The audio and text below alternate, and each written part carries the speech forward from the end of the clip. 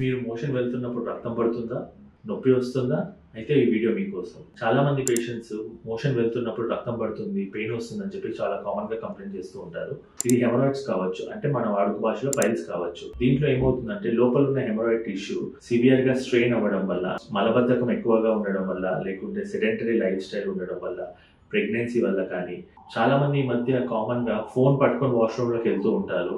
5-10 నిమిషాల్లో కంప్లీట్ చేయాల్సిన మోషన్ ని కాస్త హాఫ్ అన్ అవర్ 40 మినిట్స్ వరకు కంటిన్యూస్ గా ప్రెషర్ అనేది పెడుతూ ఉంటారు. దాని వల్ల కూడా ఈ హెమరాయిడ్స్ అనేవి వచ్చే అవకాశం ఉంటుంది. సో ఈ హెమరాయిడ్స్ వచ్చినప్పుడు మనం ఏం చేయాలి? మీరు మోషన్ వెళ్తున్నప్పుడు రక్తం వచ్చినట్టు లేదా నొప్పి వచ్చినట్టు అయితే ఇమీడియట్ గా మీ డాక్టర్ ని కన్సల్ట్ చేస్తే వాళ్ళు ఎగ్జామినేషన్ చేసి అక్కడ హెమరాయిడ్స్ ఏ గ్రేడ్ లో ఉన్నాయో చూసి డయాగ్నోస్ చేస్తారు.